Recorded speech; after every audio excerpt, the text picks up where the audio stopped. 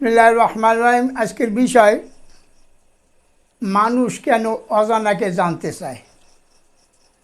আজকের বিষয় মানুষ কেন অজানাকে জানতে চায়।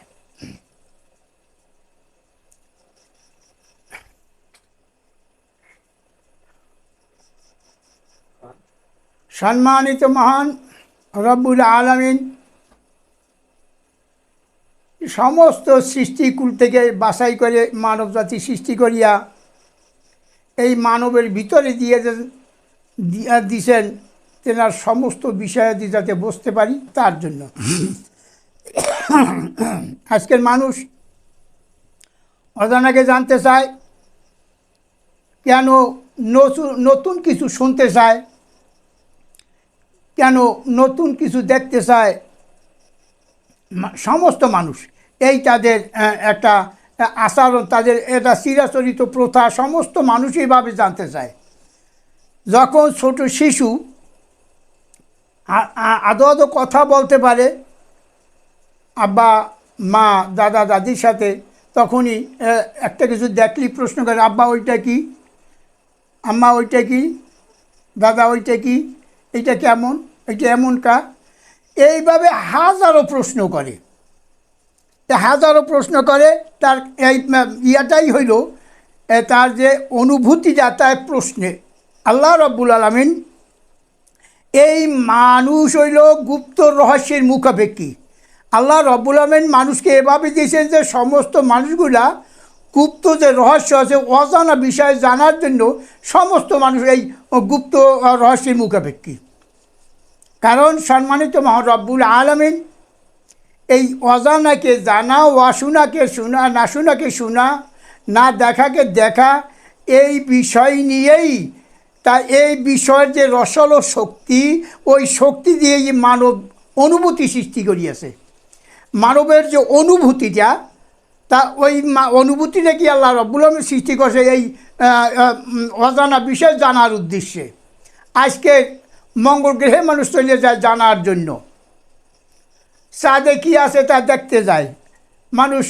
সব শুধু জানার বিষয়, শুধু জানার বিষয় কী আছে পৃথিবীতে, কী আছে রহস্যময়, কী আছে গুপ্ত রহস্য মাটির গভীরে, কী আছে সারা ব্রহ্মাণ্ডময়, তা খুঁজে বেড়াইতেছে।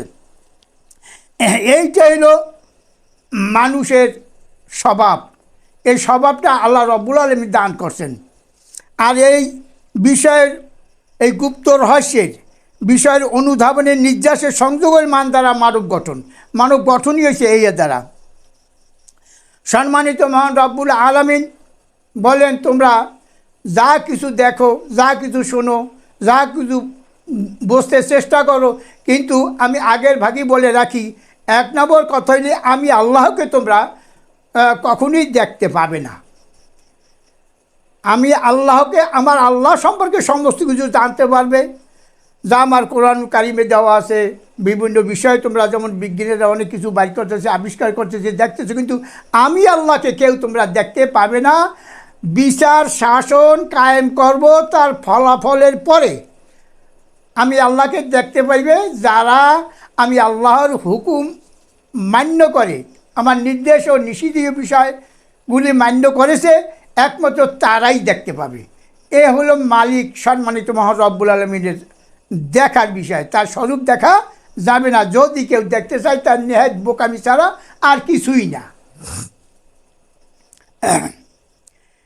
এখন মানবজাতির মূল আকর্ষণ আমরা যে দেখতে পাই তা হলো, আমরা জানতে চাই যখন মায়ের গর্ভ হয়।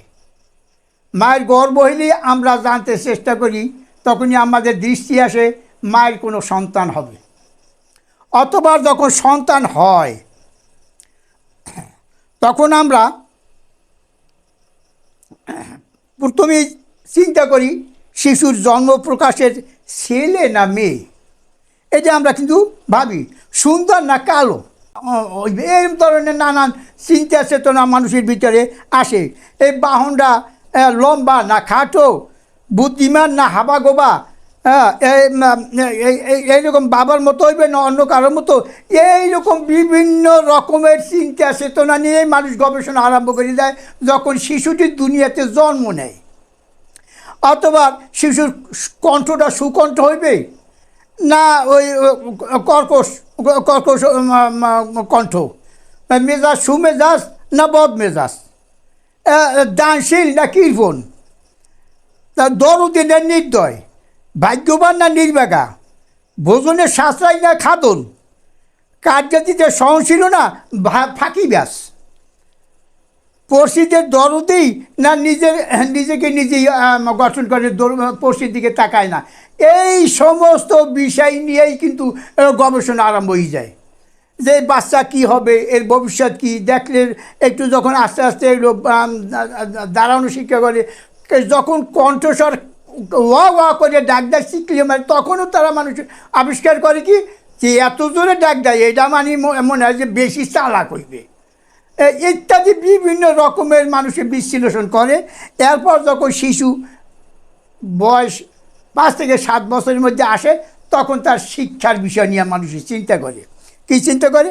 তার মেধা জ্ঞান কেমন, অর্থাৎ লেখাপড়ায় কীরকম হবে, বুঝ ব্যবস্থা কীরকম, শিশু বাক্য বোঝে না আঞ্চলিক কোনো নিজের ভাষা নিজে বোঝে, বাংলা ভাষায় যে ভাষাই তো ও কি বাংলা ভাষা বোঝে, আরেকজন ইংলিশ পড়ে সেই ইংলিশই ভাষা বুঝে, আরেকজন উর্দু ফার্সি নাগরি যে যেই ভাষা আছে ওই ভাষাগুলো বুঝবে কি বুঝে না সেই দিকেও তারা লক্ষ্য করে।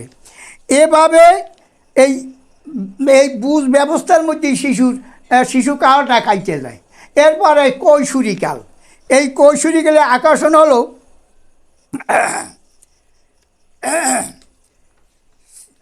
ছেলে অথবা মেয়েটির আচরণ কেমন, স্বভাব কীরূপ, সবার কল্যাণের জন্য না শুধু একার কল্যাণ কামনা করে, কলহকারী না কলহ বর্জনকারী, গীবতকারী না গীবত বর্জনকারী। এই রূপে কৈশোরী আকর্ষণ শেষ হয়ে আসে যুবা আকর্ষণ। যে যুবক দেশ ও দেশের কল্যাণের জন্য ভাবে পরে নিজেকে দশ ও দেশের কল্যাণের জন্য বিলিয়ে দেয়, পরিশেষে সে হয় নন্দনীয়। আর যে যুবক শুধু নিজের কল্যাণের জন্য ভাবে, দেশ ও দশের কল্যাণের জন্য ভাবে না, সে হয় নিন্দনীয়। একজন হয় নন্দনীয় আর একজন নিন্দনীয়।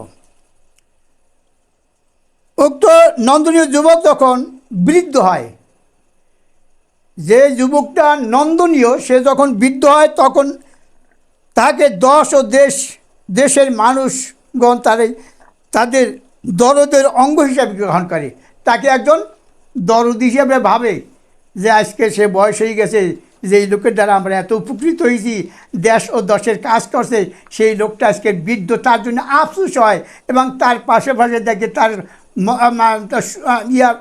ভিতরে আল্লাহ রহমত বর্ষিত হোক, এইটাই মানুষ কামনা করে। আর ওই নিন্দনীয় যুবক যখন বৃদ্ধ হয় তখন তাকে দশ ও দেশের মর্মবেদনার অভিশাপের দ্বারা ধ্বংস কামনা করে। আল্লাহু আকবার। এই মানুষটার উপরে কী করে? সমস্ত মানুষ ধ্বংস করে। সে অত্যাচারী, ব্যভিচারী, মানুষের উপর তেমন একটা ভালোবাসা তাদের ছিল না। তাই সেই যুবকটাকে কি যখন বৃদ্ধ হয়েছে তখন তাকে কেউ ভালোবাসে না। এই মানুষগুলাই চাইতেছে শুধু জানা আর জানা, সমস্ত মানুষগুলো জানতে চায় সম্মানিত মহান রব্বুল আলামিন কেমন সৃষ্টির মালিক তা জানতে চায়, তার বিষয় কি তা জানতে চায়, তার যে কিতাব নাজিল করছে ওই কিতাবের ভিতরে কি বস্তু নিহিত আছে তা জানতে চায়, কি কি লেখা আছে ওখানে তা মানুষ জানতে চায়। মানুষ জানতে চায়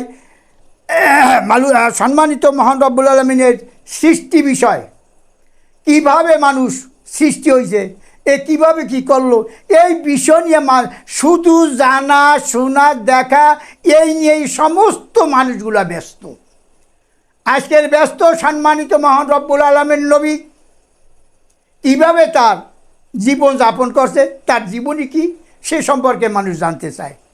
এই জানা আর জানা, জানার জন্য সমস্ত মানুষ ব্যাকুল যায়। তাই এই জানার জন্য আমরা জানতে চাই সঠিক পথে কীভাবে সম্মানিত মহান রব্বুল আলামিনের বিষয় সম্পর্কে জানবো, তোমার নির্দেশ নিষেধীয় বিষয় সম্পর্কে জানবো, আর তদনই নিজেকে নিজে পরিচালনা করব এবং অন্যকে পরামর্শ দিব।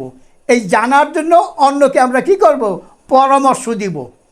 আসো আমরা জানি মালিক কেমন, কি নির্দেশ করিয়াছেন, কি নিষেধ করছেন, সেই সম্পর্কে আমরা অবগত হই।